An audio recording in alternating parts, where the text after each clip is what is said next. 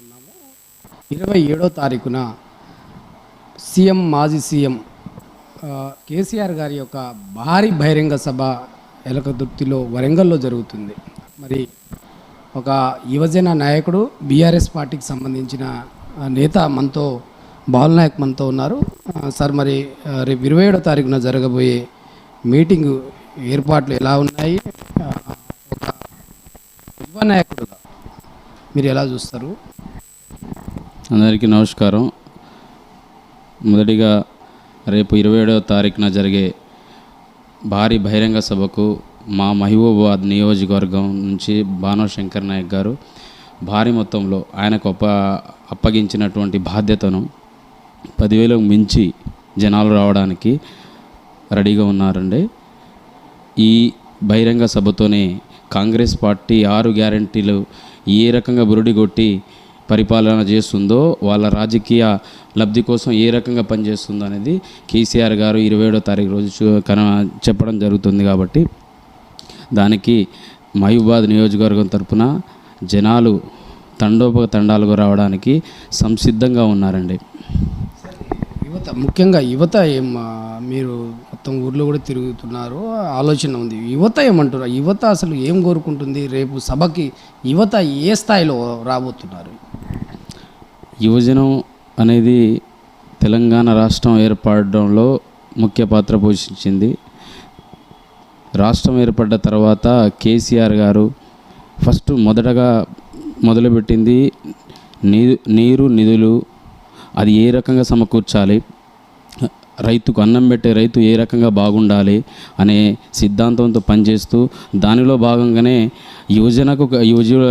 యువకులకు కావాల్సిన ఉద్యోగ కల్పన కూడా జరగని లక్షకు పైచిలుకు ఉద్యోగ కల్పన కూడా చేయడం జరిగింది.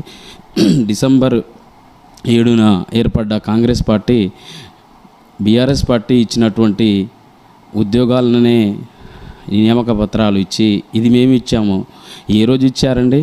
ఏ రోజు ఎగ్జామ్ పెట్టారు? ఏ రోజు ఇచ్చారు? ఏ రోజు ఏ రకంగా ఇంటర్వ్యూలు చేశారు? ఎవరు చేశారు?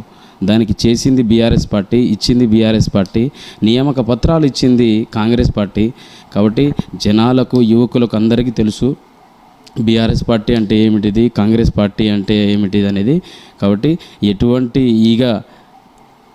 ఇంకో తరం కాంగ్రెస్ పార్టీ ఈ తెలంగాణ రాష్ట్రంలో ఇంకో తరం దాకా రాకుండా అనేది యువకులలో ఉంది. దాని గురించి ఎటువంటి సందేహం లేదు. దానికి ఏ రకంగా చేయాలనేది యువకుల్లో చేతిలో 100% పనిచేస్తూనే ఉన్నారు. దానికి సంబంధించిన కార్యాచరణ కూడా మొదలైంది. మా గౌరవ మాజీ మినిస్టర్ కార్యవర్గ అధ్యక్షులు కేటీ రామారావు గారు బ్రహ్మాండంగా 27వ తారీఖు తర్వాత గ్రామ శాఖలకు మరియు మండల శాఖలకు, జిల్లా శాఖలకు అధికారాలు ఇస్తున్నారు. దానికి తగ్గట్టు ట్రైనింగ్స్ జరుగుతాయని చెప్పి మాకు ఆల్రెడీ ఇన్ఫర్మేషన్ ఇచ్చిర్రు. కాబట్టి ఎటువంటిది ఉండదు. ప్రభుత్వం చేస్తున్నట్టు వైఫల్యాలను వెలికి చూపిన పర్సన్స్ని కాంగ్రెస్ పార్టీ ఈరోజు ఏం చేస్తుంది? జైలుకు పంపిస్తుంది. అది ఏం జరుగుతుంది ఏందనేది మా మినిస్టర్ గారు దయచేసి ఆయన అన్నీ చూసుకుంటున్నాడు. దానికి సంబంధించిన లీగల్ టీమ్స్ బ్రహ్మాండంగా పనిచేస్తుంది. కాబట్టి ఎటువంటి సందేహం లేదు. నెక్స్ట్ వచ్చే ప్రభుత్వం బీఆర్ఎస్ పార్టీ ప్రభుత్వం 100%.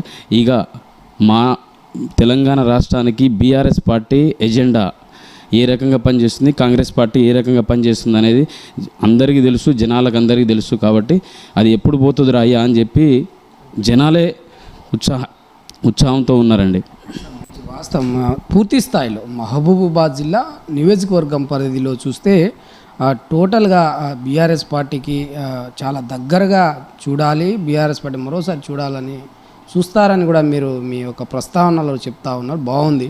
కానీ ఇక్కడ మొత్తం ఒక బీఆర్ఎస్ పార్టీకి సంబంధించిన రసబసగా నడుస్తుంది. శంకర్ నాయక్ మాజీ ఎమ్మెల్యే ఒక టీమ్గా ఏర్పడుతుంది. తర్వాత ఇటు తక్కలపల్లి రవీంద్రరావు ఎక్స్గా వీళ్ళిద్దరి మధ్యలో కొద్దిగా వర్గభేదాలు కూడా వస్తున్నట్టు పరిస్థితి కనిపిస్తూ ఉంది. దీన్ని ఎలా చూస్తారు సార్? బీఆర్ఎస్ పార్టీలో దయచేసి ఈ వర్గ విభేదాలనే వర్డ్ని దయచేసి ప్రెస్ మిత్రులు కూడా దాన్ని పరిగణలో తీసుకోవద్దండి. ఎందుకంటే బీఆర్ఎస్ పార్టీ అనేది అందరినీ కలుపుకొని పోయే పార్టీ. ఏదో కాంగ్రెస్ పార్టీలో ఉన్నట్టు గడిల రాజ్యం కాదు. గడిల రాజ్యంలో జరుగుతున్నటువంటి కార్యాచరణ మా దగ్గర బీఆర్ఎస్ పార్టీలో జరగదు. కాబట్టి వర్గ విభేదాలు అనేది ఏముండదండి. శంకర్ నాయక్ గారికి మహబూబాద్ నియోజకవర్గానికి ఇన్ఛార్జి బాధ్యతలు ఇచ్చారు. రవీందర్రావు గారికి వచ్చేసి అక్కడ స్టేజ్కి సంబంధించిన ఇన్ఛార్జ్ బాధ్యతలు ఇచ్చారు. కాబట్టి అటువంటిది ఏమీ లేదు. స్థానికంగా రవీందర్రావు గారు ఉన్నారు కాబట్టి సరే ఆయనకు చెప్పాల్సిన వాళ్ళు ఎవరు అనేది అది స్టేది బాధ్యతలు ఇస్తే స్టేది లెవెల్లోనే అక్కడ చర్చలో ఉండాలి. అది భారీ స్థాయి అంటే రాష్ట్ర లెవెల్ అంటే జిల్లా లెవెల్లో చూసుకోవాల్సిన బాధ్యతను మండల లెవెల్లో భూస్థాయి లెవెల్లో కూడా ఇన్వాల్వ్మెంట్ కావాల్సిన అవసరం ఏముంది తక్కలపల్లి రవీంద్రరావు గారు? కానీ మా ప్రశ్న అది, మీ జవాబు చెప్పండి. Sir 100% correct. రవీందర్రావు గారి మనసులో ఉన్న మాట ఆ రోజు మీకు చెప్పలేదండి.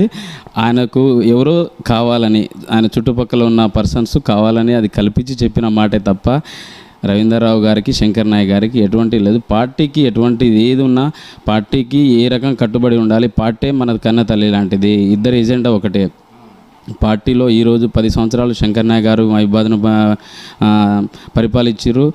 రవీందర్రావు గారు ఉమ్మడి జిల్లా వరంగల్ డిస్టిక్కి ప్రెసిడెంట్ అయ్యారు. ఇప్పుడు ఎమ్మెల్సీగా ఉన్నారు. కాబట్టి పార్టీని ఏ రోజు అవ్వదు. స్థానికంగా ఉన్న చిన్న చితక లీడర్లు అందరు కొంతమంది పేర్లు వద్దు దయచేసి. ఎవరో వాళ్ళకు వీళ్ళకి పడక ఏదోటి చిన్న ఇలా మాట్లాడిస్తే ఏదో అయిద్ది ఏదో జరుగుతుంది అనే వర్డ్ తప్ప రవీందర్రావు గారికి శంకర్ నాయక్ గారికి ఎటువంటి వివిధాలు లేవండి. దయచేసి ఆ వర్డ్ను పరిగణనలో తీసుకోవద్దనేది నా వాదన. దీంతో పాటు మన మహబూబాద్ జిల్లాకు సంబంధించి డోర్నకల్ నియోజకవర్గంలో అటు డిఎస్ రెడ్డి నాయక్, ఇటు సత్యవతి వీళ్ళ మధ్యలో కూడా కొద్దిగా అవకపోకల బెదిరింపులు, మాటలు, తూటలతో తీసుకెళ్తున్నారని కూడా వినిపిస్తుంది. అయితే బీఆర్ఎస్ పార్టీకి మంచి ఆదరణ ఉంది.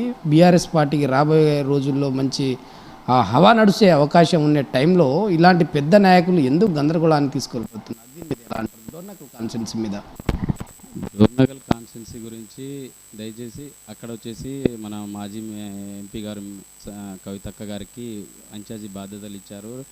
గౌరవ పెద్దలు సీనియర్ మోస్ట్ నాయకులు రెడ్డి నాయక్ గారు దాన్ని పర్యవేక్షణ చేస్తున్నారు. అక్కడ యువ నాయకుడు మన రవీందర్ గారు కూడా ఉన్నారు. రెడ్డి నాయక్ సార్ వాళ్ళ తనయుడు, ప్లస్ గ్రంథాలయ మాజీ చైర్మన్ గారు నవీన్ రావు సార్ కూడా ఉన్నారు. కాబట్టి అలాంటిది ఏం లేదు. సత్యవతి మేడం గారికి ఇక్కడ మహబూబాద్ ఇన్ఛార్జి బాధ్యతలు శంకర్ నాయక్ గారు మరియు సత్యవతమ్మకు ఇన్ఛార్జ్ ఇచ్చారు. అలాంటిది ఈ వర్గ విభేదాలు అనేది దయచేసి ఇప్పుడు ట్రెండింగ్ వర్డ్ మన ఏదో కాంగ్రెస్ ప్రభుత్వం వచ్చిన తర్వాత ఈ వర్గ విభేదాలు అనేది మొదలైద్ది అన్న వర్డ్ వచ్చింది తప్ప ఏ రోజు వర్గ విభేదాలు లేవండి. అదే కాన్స్టిట్యున్సీ నుంచి సత్యవతమ్మ మినిస్ట్రీ చేసింది, ప్లస్ అప్పుడు రెడ్డి నాయక్ గారు మినిస్ట్రీ చేశారు. దయచేసి వర్గ విభేదాలు అనేది బీఆర్ఎస్ పార్టీలో ఉండదండి. దయచేసి అది ఒకటి అందరం గమనించాల్సిన పరిణామం. అందరం కలిసి ఉంటాం. పార్టీ ఎజెండా ఒకటే. పార్టీ కన్న తల్లిని ఏ రోజు మోసం చేయొద్దు. అన్నం పెట్టే చేతులను ఎవరు నరుకోరు కదండి. కాబట్టి దయచేసి వర్గ విభేదాలు అనేది ఈ నియోజకవర్గం లేదు, ఆ నియోజకవర్గం లేదు. నాట్ ఓన్లీ ఈ 2 నియోజకవర్గాలు ఎక్కడా లేదు. ఎందుకంటే వర్గ విభేదాలు అనేది బీఆర్ఎస్ పార్టీలో ఉండదు. ఎజెండా ఒకటే, కేసీఆర్. అందరి ఎజెండా ఒకటే. తెలంగాణ రాష్ట్రం బాగుండాలి, సస్యశ్యామలంగా ఉండాలనే ఎజెండా తప్ప వేరే పరిణామాలు అనేది ఏమీ లేవు. కాబట్టి దయచేసి వర్గ విభేదాలు అనే వర్డ్ను తీసేయండి. రేపు జనరల్ అయినా ఎవరైనా రావచ్చు. దానికోసం పార్టీ కట్టుబడి ఉంటుంది. పార్టీకి ఎవరైనా పనిచేయాల్సిందే. కేసీఆర్ గారే ఎజెండా, మార్గదర్శకాలు కేసీఆర్ గారు ఇస్తారు. దాని ప్రకారం అందరం పనిచేయాల్సిందే. బీఆర్ఎస్ పార్టీ కోసం అందరం పనిచేయాల్సిందే. అట్లా అనుకుంటే అందరికీ వర్గ విభేదాలు ఉంటే ఎంపీ గారు ఎందుకు గెలుస్తారు? మినిస్టర్ గారిని సత్యవతమ్మని మినిస్టర్ ఎందుకు చేస్తారు? ఇవన్నీ జరగని, ఇవన్నీ కావాలని కల్పితాలు సృష్టించిన మాటలు తప్ప వేరే ఏం లేవండి. దయచేసి కేసీఆర్ గారి ఎజెండా ఒకటే. తెలంగాణ రాష్ట్రంలో ఉన్న రైతన్న బాగుండాలి, నా కుటుంబం బాగుండాలి, ఈ తెలంగాణ రాష్ట్రం నా కుటుంబం అనే ధీమతో ఉన్న పర్సన్. కాబట్టి 14 సంవత్సరాలు పోరాడిన నాయకుడు.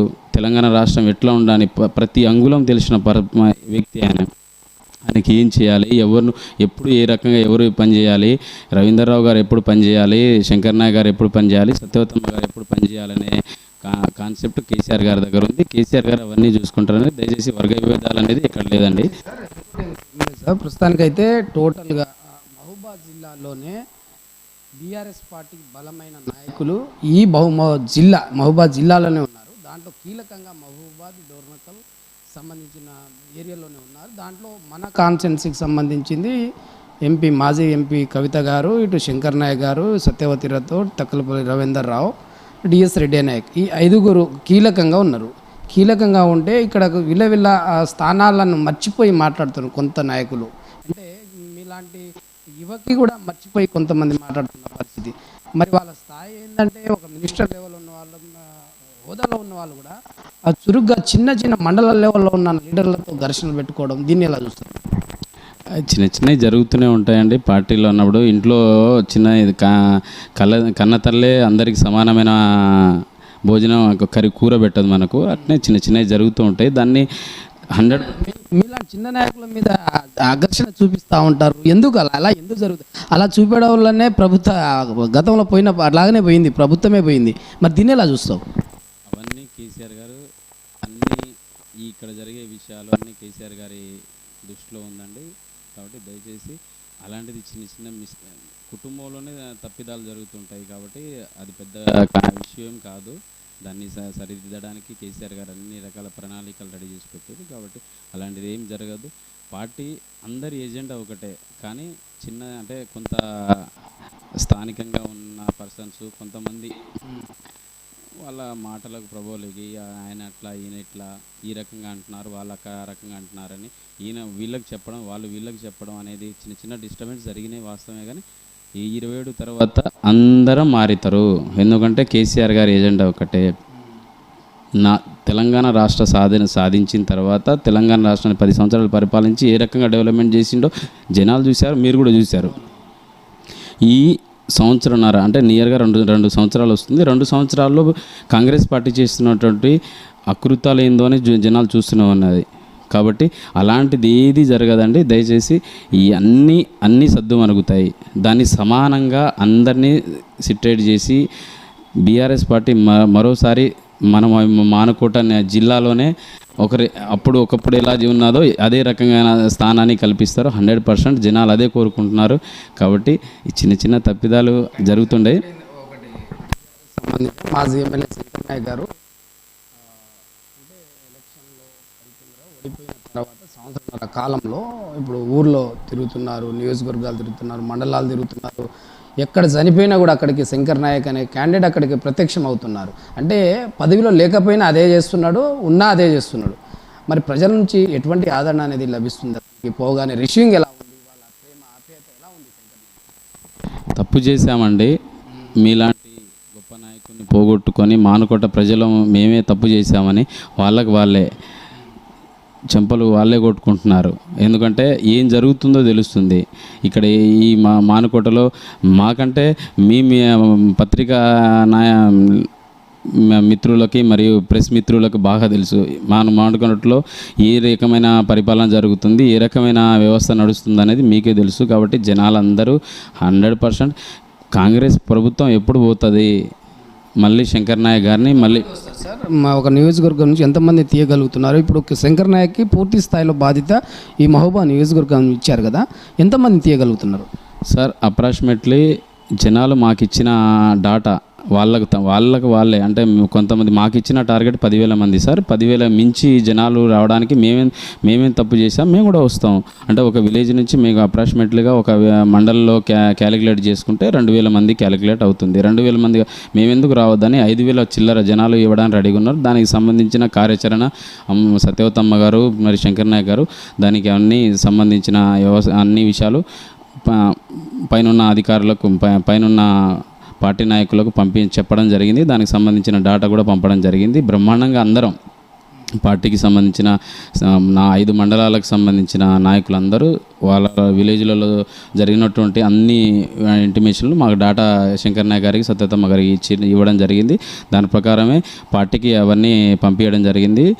100% ఈరోజు రేపో కేటీ రామారావు గారు మన వరంగల్కి ఎలకతుర్తికి రావడం జరుగుతుంది. అప్పుడు అవన్నీ సబ్మిట్ సభ ఒకటి పెడుతున్నారు కదా కేసీఆర్ గారు, మంచి సభ ఈ సభకి సంబంధించింది ప్రధాన ఉద్దేశం ఏమై ఉంటుంది అసలు? మీ కుటుంబ సభ్యులు అంటే బీఆర్ఎస్ కుటుంబ సభ్యులందరినీ కలపడానికా, మరి ఏమైనా వేరే బాంబు అయినా పిలవబోతుందా? 100% బాంబు అయితే పేలుద్దండి. 100% వర్గవిభేదాలు అనేది అవన్నీ చిన్న అంటే దాన్ని ఎక్కువగా మనం పరిగణలోకి తీసుకోవద్దు. ఎందుకంటే కేసీఆర్ గారు తండ్రి ఏం చేయాలో తెలుసు. తండ్రి కొడుకులను ఏ రకంగా పరిపాలించి చేయాలి, ఏంది ఇది మీ చేయాల్సిన బాధ్యతలు ఏందనేది 100% దాని ప్రకారం మూవ్ అప్ అయిద్దండి. దయచేసి ఆ వర్గ విభేదాలు పక్కన పెడితే రేపు 27వ తేదీన జరిగే సభలో మాత్రం తప్పకుండా బాంబులు పేలుతాయండి. అది అందరి గుండెల్లో ఉంది. ఆ భయంతోనే అనుకుంటా, నాకు తెలిసి జపాన్ వెళ్ళిపోయింది అనుకుంటా సీఎం గారు. కాబట్టి దయచేసి వాళ్ళకు ఒక రకమైన భయాన్నే చూస్తారు. కేసీఆర్ గారు ఏం మాట్లాడతారు, ఏం చేస్తాడు, ఏం చెప్తాడు అనే మాట కోసమే రేపు 27వ తారీఖున వచ్చే జనాలు పిలవకపోయినా రావడానికి సంసిద్ధంగా ఉన్నారు. దాని గురించి ఏమీ లేదండి. తెలంగాణ రాష్ట్రంలో బీఆర్ఎస్ పార్టీ అధికారం ఒకటే పోయింది. జనాల్లో ఉన్న ఆ గులాబీ దండుకి మన పవర్ అనేది ఎప్పుడు పోదండి. 100% మీకు ఉండాల్సిన వాళ్ళకి మా బీఆర్ఎస్ పార్టీ మీద నాయకుల మీద ఉండాల్సిన క్రేజ్ మాకే ఉంటుంది. కాబట్టి దానికి ఎటువంటి డోకా లేదు. మళ్ళీ వచ్చే అధికారం మాదే 2028. ఆ డెడ్ లైన్ ఎప్పుడు వస్తుందని దానికోసం ఎదురు చూస్తున్నాం. రేపు స్థానిక సంస్థల ఎలక్షన్ పెట్టమనండి, బ్రహ్మాండంగా వాళ్ళే అదే కాంగ్రెస్ పార్టీ చేసిన సర్వేలోనే 80 to 85% సీట్లు మనకు రావట్లేదు రాయ్యా అని చెప్పి వాయిదా వేసుకుంటానని వాళ్ళే నాయకులు వాళ్ళే మాట్లాడుకుంటున్నారు. టికెట్ వస్తే ఇక మరి నియోజకవర్గ స్థాయి చూస్తే మరి దీని గురించి తర్వాత మాట్లాడదాం. దీని పూర్తి డీటెయిల్స్లో నియోజకవర్గ ఎమ్మెల్యే ఏందనే తర్వాత డీటెయిల్స్లో మాట్లాడదాం. ఇక మొత్తంగా అయితే చూడొచ్చు, టోటల్గా మహబూబాబాద్ జిల్లాకు సంబంధించి మహబూబాబాద్ నియోజకవర్గం పరిధిలో సంబంధించి చూస్తే 27వ తారీఖున వరంగల్ ఎల్కతుర్తిలో జరుగుతున్న భారీ బహిరంగ సభకు లక్షలాది మంది, దాదాపు 15 లక్షల మందిపై చిలుకు జనాలు సంబంధించిన అన్ని నియోజకవర్గాల నుండి వస్తారన్న ఒక రిపోర్ట్ అయితే మనకు అందుతుంది. దాంతోపాటు యువ నాయకుడు బాలనాయక్ చెప్తున్న పరిస్థితి ఏంటంటే చిన్న చిన్న తప్పులు అవి సరిదిద్దుకుంటూ పోవడానికి అన్ని ఏం చేయాలి ఏంటి అనే దాని మీద ఈ సభ మీద కూడా ఆధారపడి ఉంటుంది. ప్రతి ఒక్క పేద మధ్యతరగతి కుటుంబాలకు అనేక అంశాల మీద మాట్లాడే చర్చ కూడా జరుగుతుంది. దీని మీద అనేక బాంబులు కూడా పేలే అవకాశం ఉన్నాయని కూడా చెప్తున్న పరిస్థితి. అంటే అది ఏంటి అనే దాని మీద కూడా మనం చూడాల్సిన అంశం. దీంతో పాటుగా మహబూబాబాద్ జిల్లా మహబూబాద్ ఇటు డోర్నకల్ సంబంధించిన నియోజకవర్గాల్లో చూస్తే టోటల్ ఇక్కడ అసలు రాజకీయ సంబంధించిన నేతలు, కీలకమైన నేతలు ఈ మహబూబాద్ జిల్లాలోనే ఉన్నారు. ఇక్కడ చూస్తే టోటల్గా ఫస్ట్ ఇక్కడ నియోజకవర్గ ఎమ్మెల్యే, మాజీ ఎమ్మెల్యే శంకర్ నాయక్, తర్వాత మాజీ ఎంపీ మాలోత్ కవిత, తర్వాత సత్యవతి రథోడ్, తర్వాత ఇటు చూస్తే తక్కలపల్లి రవీందర్రావు, డోర్నకల్ నియోజకవర్గం సంబంధించిన రెడ్డి నాయక్, ఈ సంబంధించిన కోణాల్లో పూర్తి స్థాయిలో బడా లీడర్లు వీళ్ళు. ఈ లీడర్లు ఇక్కడ ఏది జరిగితే మొత్తం అన్ని నియోజకవర్గాలు అదే స్థాయిలో చర్చ కూడా జరుగుతున్న అంశం. దీన్ని ఒకటే ఆదరణ తీసుకోవాల్సింది ఏంటంటే ఇక్కడ ఏ క్రమశిక్షణతో ఉండి ఎలా ఉంటే ఎంతమంది జనాలు తీస్తే ఏ స్థాయిలో సభ సక్సెస్ అవుతున్నది కూడా ఈ సంబంధించిన 5 నేతల మధ్యలో కూడా ఉండబోతుంది అని కూడా కనిపిస్తూ ఉంది. కాబట్టి సంబంధించిన నేతలకు సంబంధించిన కార్యకర్తలకు ఒకటే పిలుపునిస్తున్నారు. 27వ తారీఖున పూర్తి స్థాయిలో కేసీఆర్కి అభిమానంగా వచ్చే వాళ్ళు కొందరైతే కేసీఆర్ చేసిన పనులను కూడా గుర్తించి కొంతమంది యువత కూడా ముందుకు వస్తుందని కూడా చెప్తున్న పరిస్థితి అయితే కనిపిస్తుంది. T9 ప్రతినిధి సీతారాంతో ఫేస్ టు ఫేస్ మహబూబాబాద్ జిల్లా నుండి.